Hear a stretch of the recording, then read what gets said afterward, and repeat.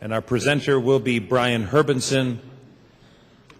I first had exposure to Billy and Churchman back about 1945 or shortly thereafter, just after the Second World War. And they were friends really of my father. They had a shared interest in all things equestrian, and they were good friends. One day my dad said, "Well, you're going to meet Church and Billy Mann." And I said, "You mean General Mann? And the hero of everything in the World War?" You know, at 15 or 16 years of age, I was pretty excited about that and scared half to death. I'll say this for them, they put me at my ease right away. They were two really great people. My dad was fond of calling them a matched pair, a perfect matched pair. Wherever they went and however they dealt with it, it was done well and without effort. They had a great sense of humor. They loved a good laugh. They weren't above a little bit of trickery to make it happen, which was delightful. And there are stories which abound of them, about them, and if you think I'm going to tell you about them, you're wrong. I'd like to keep it a secret anyway. I will say this about the General. After we'd competed in a couple of three-day events and into the early 60s, I got involved with him in building a course up at Joker's Hill. Well, that was what I was told I was doing. I think that guy built the Maginot Line. I got up there, he said, "Well, what do you want, Brian? Where do you want it? How do you want to get it done? Come back in 2 weeks and it'll be done." It was the easiest job I ever had in my life, and he did a fine job. As I thought about these two and what they contributed to Canada and how important they were to the state of the art today, I looked, what is it about them that differentiates them, that makes them really special and worthy of this fine award and recognition? I came to the conclusion it was the breadth of their commitment to and love for all things equestrian.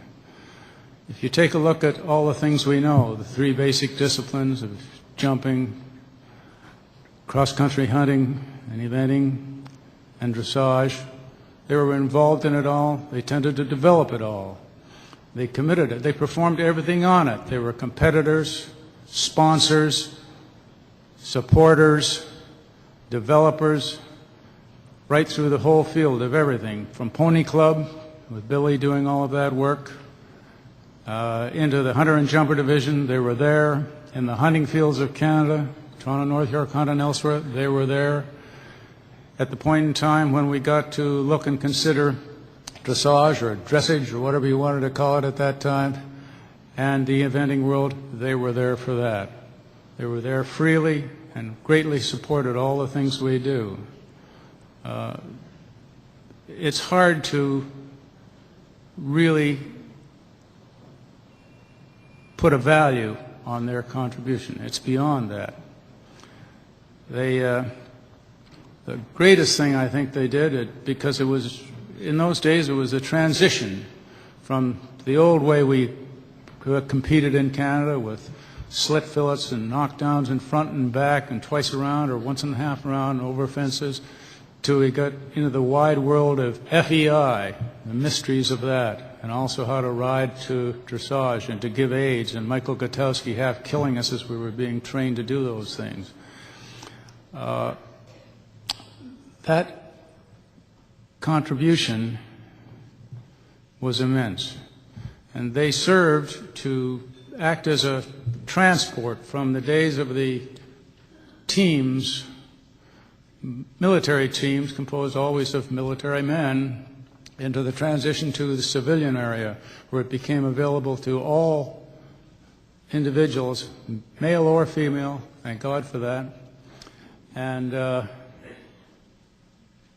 so they opened doors for a whole generation of young, enthusiastic Canadians to have a chance to strut their stuff on the world stage and to represent their country at national, international, and ultimately Olympic levels. I was privileged to be part of that, and I thank my lucky stars that the two of them were there. Their efforts, I think the results speak for themselves. Look at this room tonight, full of accomplished riders, successful riders. Canada is doing wonderfully well. And if they were here tonight, they would be a little embarrassed about being appointed to this, but they'd soon recover with some sort of laugh and a joke, and they'd say, well, what are you sitting around for? Why don't you get on with it? You can improve on that. And that's what they did. They gave us an opportunity to succeed. I think they did it wonderfully well. While he can't be with us this evening, only in spirit, at least I'm told so, you never can tell. They didn't like to miss a good party. But I think that we have to admit that it will be in spirit only. We are fortunate, however, in that their granddaughter, Sheila Usher, is with us this evening, an accomplished equestrian in her own right, and she's here to accept this award. Please, welcome.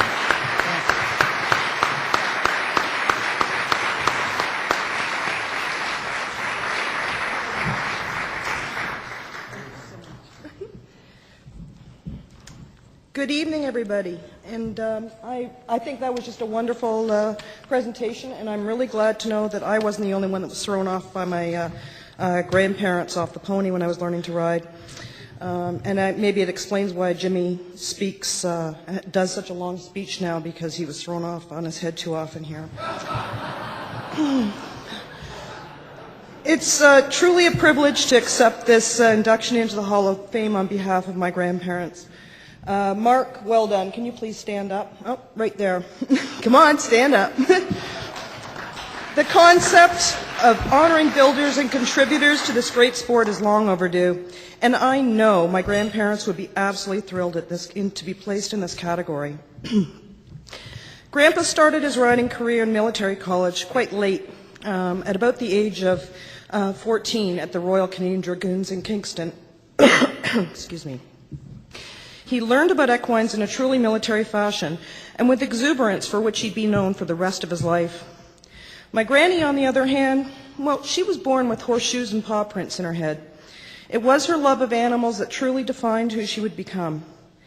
Anyone who ever came to their home, and there's quite a few here tonight, would inevitably be greeted by an entourage of her favorite four-footed friends, and I mean the canine variety.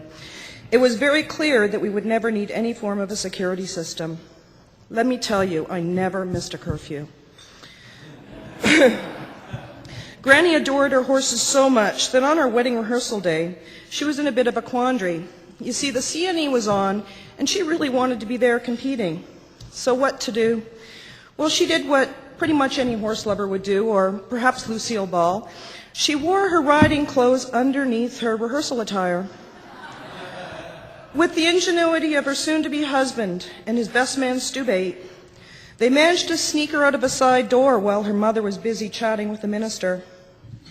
Off she drove to Toronto at a blistering pace, which is probably faster than today's traffic moves, by the way, and showed her horse Michael in an open jumper class there. She won it, but wasn't quite so lucky when she returned home to find a house full of guests. They were trying really hard to hide their obvious amusement to the situation, and one very disgruntled mother. Granny once won a very, very special class at the old St. Catharines Fairgrounds.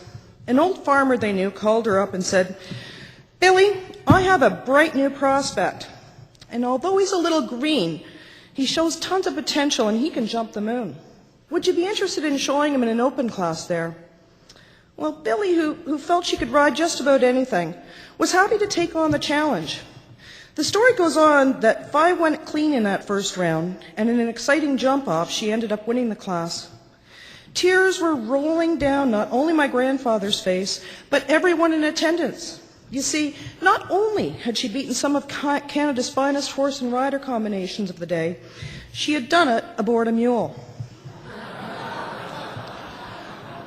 That kind of lends itself to the question as to why we're going abroad to find that special horse when we probably have some bright new prospects in our own backyards. And a heck of a lot cheaper, too.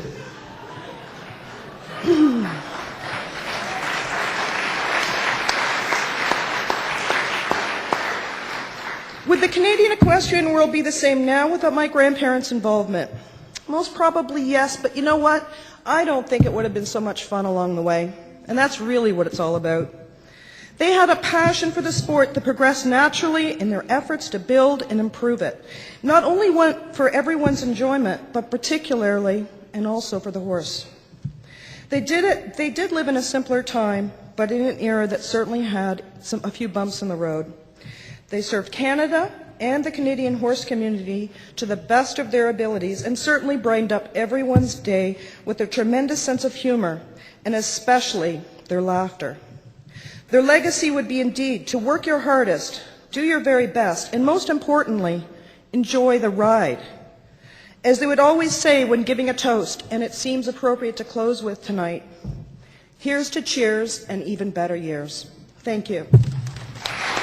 Inducted in our Builder category, Major General and Mrs. C. Churchill Mann.